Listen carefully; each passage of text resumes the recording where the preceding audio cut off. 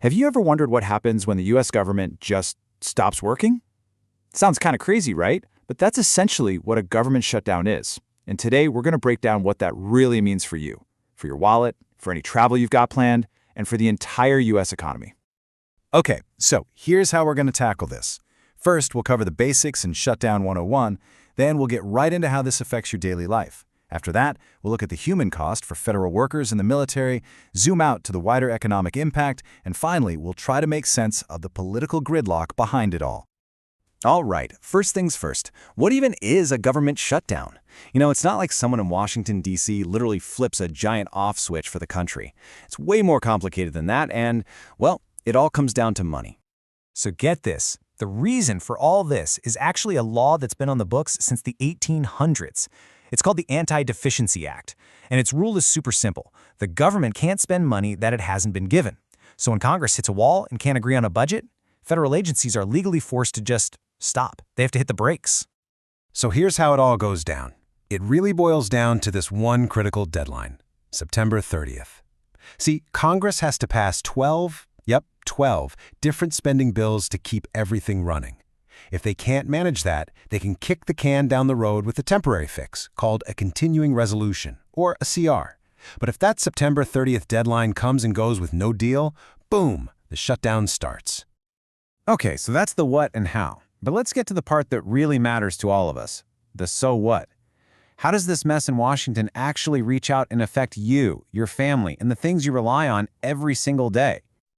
All right, this is probably the first question on a lot of people's minds. And for millions of Americans, it is absolutely the most important one. So here's the deal. The government's money is kind of split into two buckets. You've got mandatory spending and discretionary spending. Things like Social Security checks, that's mandatory spending. Those payments are on autopilot, so they keep coming. But the folks who process a new application or answer the phones when you call with a question, their salaries come from that other bucket, the discretionary one. And that's the money that gets cut off. So yeah, the mailman still comes, but trying to get a new passport or get approved for a VA home loan, that can turn into an absolute nightmare fast. Okay, but when we start talking about food assistance programs, well, the situation goes from being a hassle to a genuine crisis. And it all comes down to timing. Here's the scary part. Officials are saying that the money for programs like SNAP and WIC is set to completely run out by the end of October. That means in November, no benefits get issued. And just to put that in perspective, in one single county, Adams County, Colorado, that impacts over 67,000 people. For those families, this isn't a political debate. It's a real, immediate crisis. All right, so what if you're planning a vacation, maybe a trip to a national park, or you want to see the museums in D.C.? Well, a shutdown can throw a huge wrench in those plans. Okay, so here's the tricky part. A national park might technically have its gates open, but there's a catch. There are no rangers, no one cleaning the restrooms, no trash service, and worse, no one to help you if you get into trouble. And what about those amazing Smithsonian museums in D.C.? They'll stay open for a bit on emergency funds, but once that money's gone, they lock the doors. So yeah, that trip to see the space shuttle or the Hope Diamond, it's not happening. Okay, let's move beyond just the public services and talk about the people. Because for hundreds of thousands of federal workers and members of the military, a shutdown isn't just an inconvenience. It's a massive financial blow. So workers get split into two groups, accepted and furloughed. And honestly, neither is a good spot to be in. Accepted workers are considered essential. Think air traffic controllers, TSA agents, law enforcement. They have to go to work. The catch? They don't get paid. Then you have furloughed employees. They're told they're non-essential and are sent home, also without a paycheck. Now, a law passed in 2019 does guarantee they'll all get back pay once the shutdown ends, but that doesn't help pay the mortgage or buy groceries right now. In this timeline, this just shows how quickly things spiral. It starts small, with the first paychecks in mid-October missing just a few days of pay. But then, look at the end of the month. That's when nearly 1.8 million civilian workers miss their entire paycheck. And for the military, they got a temporary patch to cover their October 15th pay, but that's a one-time fix. If this thing drags on, over 1.7 million military members might not see a paycheck on Halloween. Imagine that.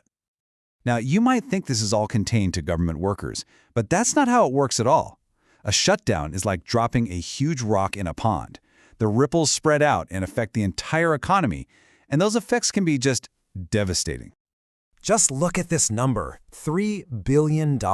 That's how much the CBO estimated was permanently lost from the economy during the last big shutdown.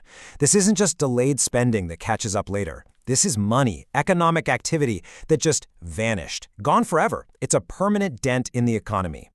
And you know who gets hit especially hard? Small and mid-sized businesses, the ones that contract with the government. We're talking about at least 1 million contractor employees who are suddenly out of work or have their payments frozen. And here's the really tough part. Unlike federal employees, most of them will never see any back pay for that lost time. And this is the kicker, the ultimate irony. These shutdowns are almost always started because of fights over government spending and the national debt. But the shutdown itself, it disrupts the economy, costs a fortune in lost productivity and back pay, and actually makes the national debt worse. The national debt just crossed $38 trillion for the first time, and this doesn't help. It's truly like trying to put out a fire with gasoline. So this brings us to the big question, right? Why? Why does this keep happening? How can they not just agree on a budget? Well, it all comes down to a major political showdown in Washington. So what are the sticking points this time? From what we're seeing, House Democrats are pushing to include an extension for Affordable Care Act tax credits in the funding bill. As Representative Greg Stanton put it, he won't let the administration force through their agenda of health care cuts. But on the other side, Senate Republicans, like Senator John Thune, are saying, no way. They're not going to negotiate on any of those demands until the government is funded and reopened first. Both sides keep rejecting each other's bills, and we're stuck in the middle. So who do people blame for all this? Well, according to a recent Quinnipiac poll, voters are pretty split. You've got 45% blaming Republicans in Congress and 39% blaming the Democrats. Interestingly, that gap widens when you look just at independents. 48% of them are pointing the finger at Republicans.